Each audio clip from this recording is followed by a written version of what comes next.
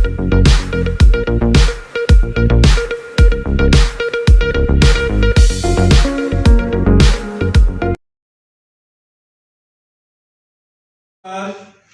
हम पढ़ेंगे कक्षा 12 राजनीति विज्ञान समकालीन विषयों में सुरक्षा। 7वां पाठ है समकालीन विषयों में सुरक्षा। पाठ का नाम है सुरक्षा। इसमें कई प्रकार की सुरक्षा की अवधारणा के बारे में हम चर्चा करेंगे। सबसे पहले सुरक्षा क्या है, सुरक्षा किसे कहते हैं, सुरक्षा का क्या अर्थ होता है। सुरक्षा का बुनियादी अर्थ है खतरे से आजादी। सुरक्षा का बुनियादी अर्थ एग्जाम में पूछा जा सकता है। सुरक्षा का बुनियादी अर्थ है खतरे से आजादी। ऐसे खतरे जिन्हें अगर न रोका जाए तो हमारे केंद्रीय मूल्यों को अपूरणीय क्षति पहुंचेगी, तो इनको रोकना ही सुरक्षा है। जो खतरे हैं उनसे आजादी को ही सुरक्षा कहा गया है। सुरक्षा की दो धारणाएं हैं, पारंपरिक सुरक्षा और अपारंपरिक सुरक्षा। सुरक्षा की पारंपरिक धारणा क्या है। पारंपरिक धारणा में दो बातें आती हैं, बाह्य सुरक्षा और आंतरिक सुरक्षा। किसी भी देश के लिए बाह्य सुरक्षा और आंतरिक सुरक्षा दोनों प्रकार की सुरक्षा महत्वपूर्ण मानी गई है। सुरक्षा के पारंपरिक तरीके कौन कौन से हैं। सुरक्षा के पारंपरिक तरीके, पहला तरीका निशस्त्रीकरण। निशस्त्रीकरण का अर्थ होता है प्रत्येक प्रकार के हथियारों की समाप्ति। इसमें दो प्रकार की संधियां की गई है, जैविक हथियार संधि 1972 और रासायनिक हथियार संधि 1992। अस्त्र नियंत्रण, इसमें कुछ नियम निर्धारित कर दिए जाते हैं, उन नियमों की पालना के अनुसार ही अस्त्रों का विकास किया जाता है। जैसे एबीएम संधि है, साल्ट संधि है, स्टार्ट संधि है। शक्ति संतुलन और चौथा है गठबंधन बनाना। तो सुरक्षा के पारंपरिक तरीके चार है, निशस्त्रीकरण, अस्त्र नियंत्रण, शक्ति संतुलन और गठबंधन बनाना। सुरक्षा के अपारंपरिक तरीके मानवता की सुरक्षा और विश्व की सुरक्षा। दोनों को याद रखना, पारंपरिक तरीके, अपारंपरिक तरीके, मानवता की सुरक्षा, विश्व की सुरक्षा। अपना अगला प्रश्न है शक्ति संतुलन का अर्थ क्या है। शक्ति संतुलन, विश्व में शांति तभी रह सकती है जब विभिन्न देशों की शक्ति में संतुलन बना रहे। इसका अर्थ क्या है। इसका अर्थ है कि किसी भी देश को इतना सबल न बनने दिया जाए कि वह दूसरों की सुरक्षा के लिए खतरा बन जाए, उसे कहते हैं शक्ति संतुलन। शक्ति संतुलन बनाने के साधन, तो इसमें गठबंधन निर्माण है, पहला गठबंधन निर्माण, दूसरा हस्तक्षेप व हस्तक्षेप की नीति, तीसरा शस्त्रीकरण व निशस्त्रीकरण। इन तीनों तरीकों से विश्व में शक्ति संतुलन का निर्माण किया जाता है। छठा प्रश्न है पारंपरिक सुरक्षा की धारणा और अपारंपरिक सुरक्षा की धारणा में क्या अंतर है। पारंपरिक सुरक्षा का अर्थ है इसका संबंध देश की बाह्य सुरक्षा और आंतरिक सुरक्षा से है, और अपारंपरिक में मानव सुरक्षा और विश्व की सुरक्षा का जिक्र होता है। दूसरा है इसमें बाहरी सुरक्षा का खतरा कोई अन्य देश से होता है, और अपारंपरिक में सुरक्षा का खतरा बाहरी देश के अलावा कोई अन्य कारण भी हो सकता है। देश के नागरिकों को अन्य देश की सेना से खतरा होता है, और इसमें सुरक्षा देश के नागरिकों को अन्य देश अपने देश की सरकार से खतरा होता है। इसमें अन्य देश होता है और इसमें अपना देश। आगे कुछ सुरक्षा से संबंधित और भी टॉपिक हैं, उनके बारे में चर्चा करते हैं।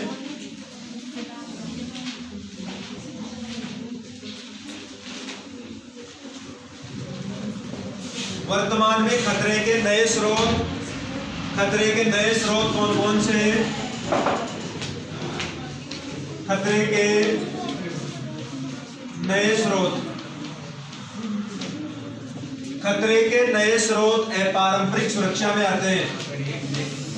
खतरे के नए स्रोत अपारंपरिक सुरक्षा में आते हैं। इसमें महत्वपूर्ण है वर्तमान में आतंकवाद, ग्लोबल वार्मिंग, पृथ्वी का बढ़ता हुआ तापमान, पर्यावरण प्रदूषण, मानवाधिकारों का हनन,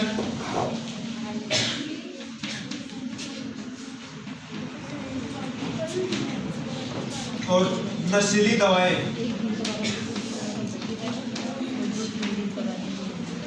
खतरे के नए स्रोत है पारंपरिक सुरक्षा में आतंकवाद, ग्लोबल वार्मिंग, मानवाधिकारों का हनन और नशीली दवाएं। तो ये है पारंपरिक सुरक्षा, ये विश्व सुरक्षा को खतरा पहुंचाने वाले हैं। इसमें विश्व सुरक्षा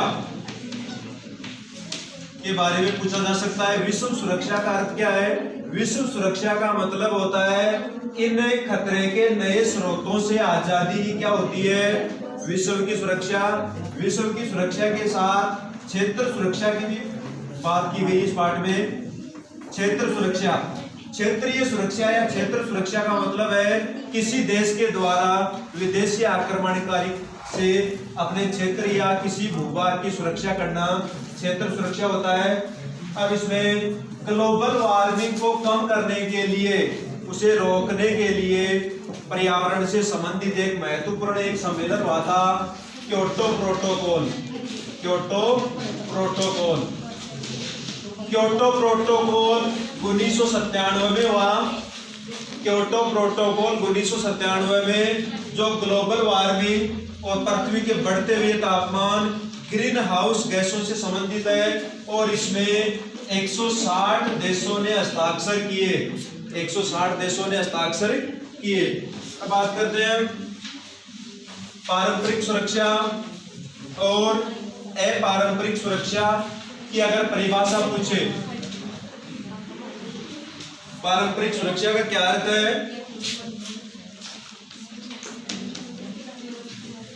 पारंपरिक सुरक्षा का मतलब है ऐसी सुरक्षा जिसमें हिंसा का प्रयोग,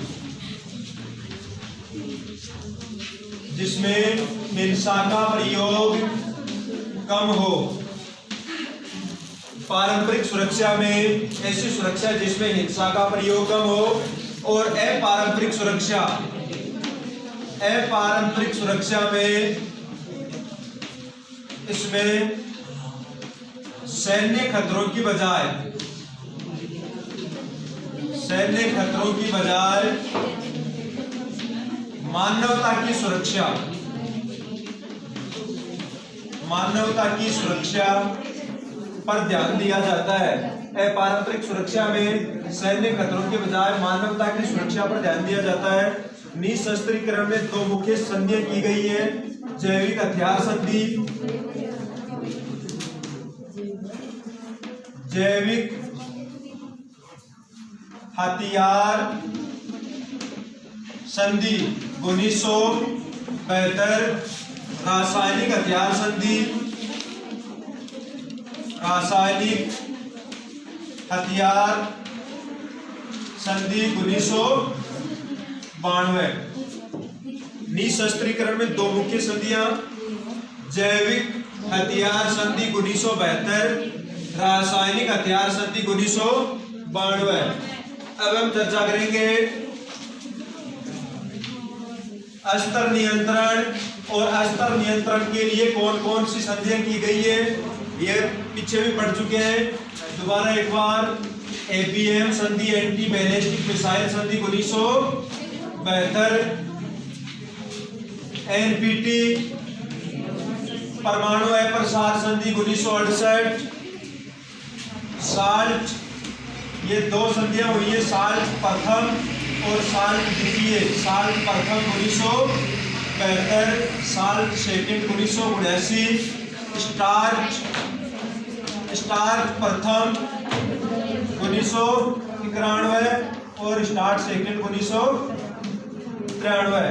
अब इस पाठ का एक प्रश्न और बचा है, सैन्य गठबंधन। सैन्य गठबंधन क्या है और सैन्य गठबंधन से संबंधित एक उदाहरण।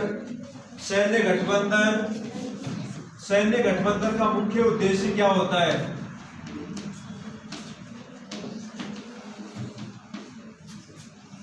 कोई देश विरोधी देश से या दुश्मन देश से, विरोधी देश से अपनी सुरक्षा सुनिश्चित करने के लिए,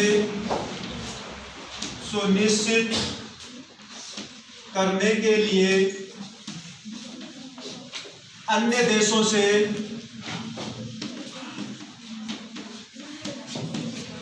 सैन्य गठबंधन बना लेता है। इसमें कोई देश विरोधी देश या दुश्मन देश से अपनी सुरक्षा सुनिश्चित करने के लिए अन्य देशों से गठबंधन बना लेता है। इसका प्रमुख उदाहरण है नाटो। नाटो का गठन 1949 में हुआ था और ये अमेरिका के नेतृत्व में बना हुआ है। इसमें वर्तमान में 28 देश हैं और इसका मुख्यालय ब्रुसेल्स बेल्जियम है। तो इस प्रकार सुरक्षा से संबंधित पारंपरिक सुरक्षा आज के लिए इतना ही। धन्यवाद।